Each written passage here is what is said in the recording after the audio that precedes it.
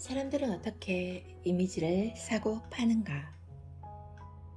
아주 자연스럽게 상대가 원하는 이미지로 자신을 만들어 파는 사람이 있다.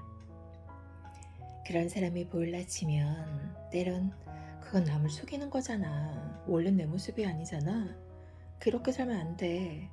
라고 말해주고 싶다가도 그 이미지를 산 상대방이 보여지는 그대로를 믿고 흡족해하는 것을 보고 있으면 내 생각엔 질투인 것만 같고 그걸 들키면 자존심 상하고 바보가 될까봐 밖으로 발설하지 못한 채 저 사람 정말 가식적이야. 나는 저러지 말아야지. 저건 자신이 갖고 있는 가치를 떨어뜨리는 값싼 행동이야. 하면서도 있는 그대로의 모습으로 열심히만 살다가 몸과 마음이 지친 어느 날이면 타인이 원하는 모습으로 그럴듯하게 보상해서 몸값을 흥정하듯 살 수 있는 그 사람이 어이없지만 부러울 때도 있었다. 어떻게 보여지는 것이 맞는 것일까? 상품의 어떤 부분에 값어치를 매길 것인지는 파는 사람보다 사는 사람이 정한다고 보는 게 맞다. 영리한 장사꾼은 똑같은 물건도 돈이 있어 보이는 사람에게 비싸게 부른다. 희소성을 가진 물건일수록 갖고 싶다는 욕구가 강해지고 쉽게 차지할 수 있는 흔한 물건은 누구도 먼저 가질 생각을 하지 않는다. 갖는다 해도 흥미를 잃어서 방치해두다 버리기 일쑤이다. 사람도 마찬가지다. 우리는 특별하다고 생각하는 무엇인가에 이끌리고 그것을 갖기 위해 비싼 대가를 지불한다. 내가 얼마를 지불했다 해도 그 가치를 인정한다면 아까울 것이 없다. 그런데 시간이 지나 겉포장이 벗겨지고 드러난 알맹이가 평범하거나 부족한 모습이면 그때서야 본전 생각을 하게 된다. 이게 그만큼 대가를 지불할 만한 것이었나? 이 생각이 들면 그게 무엇이든 상품으로서 가치는 잃고 만다. 지속 가능한 호감 가는 이미지를 만드는 것은 이미지 마케팅의 기본이다.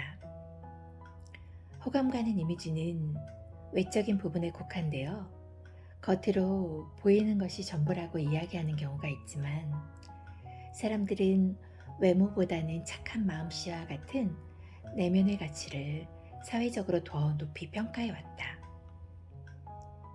외형적인 아름다움보다는 스스로의 노력으로 발전해 나갈 수 있는 내면의 아름다움이 중요한 것이다. 노력을 통해서 내면의 가치를 만들고 그에 따른 자신감이 올바른 동기와 가치를 부여해 최상의 값어치를 줄 수 있다. 아름답다고 하는 것은 사람들의 선호를 넘어서 이제는 그 능력을 평가받을 수 있는 잣대로까지 여겨진다. 마치 후광 효과처럼 그의 능력과 관련 없는 것들까지도 높여준다는 것이다. 사람들이 어떤 것을 선호하느냐는 뇌에서도 판단을 하는데 내가 좋아하는 브랜드나 내가 좋아하는 상표 등이 그 안의 내용이 어떤지보다 나의 기억과 정보, 취향에 따라 더 선호한다는 것을 알 수 있다. 사람들은 매력적인 사람을 보면 호감을 갖고 상대방이 어떤 것에 투자할 때나 무엇인가 선택하거나 받을 때 아름답다라는 것은 훨씬 더 긍정적일 확률이 높게 나타난다. 어떤 사람에 대해서 누군가 아름답다고 느끼는 것은 그 사람을 통해 지각하고 있는 오감을 통한 감정이다. 사람마다 오감으로 느끼는 기준이 다르지만 같은 값이면 다 웅치마라는 속담이 있다. 누구나 더 아름답고 더 좋은 것을 원한다. 아침에 외출 준비하는 자신의 모습을 거울에 비춰보자. 오늘따라 왠지 헤어스타일이 마음에 드는데 오늘은 얼굴이 비었네 등의 생각을 할 것이다. 화장이 잘 된 날이면 왠지 좋은 일이 있을 것 같은 착각에도 빠진다. 우리는 외모에 대해서 좋은 쪽이든 나쁜 쪽이든 스스로 판단하고 느끼는데 이것을 자기 이미지라고 하고 다른 사람들이 보고 판단하는 나의 모습이 있는데 이것을 사회적 이미지라고 한다. 이미지는 사람들이 상대방을 평가하는 과정에서 느끼는 대인관계나 전문성 등 여러 가지를 알 수 있는 시각적 구별법이기도 하다. 처음이라는 것은 어느 상황에서든 누구나 중요한 일이다. 만남에서 첫인상은 3초 이내에 형성된다는 의견이 분분하지만 정말 명확한 것은 짧은 순간에 모든 것이 결정된다는 사실이다.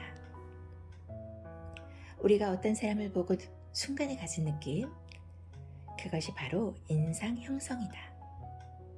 대인관계도 마찬가지다. 첫인상이 좋지 않다면 더 이상의 관계를 지속하기 어려울 수도 있다.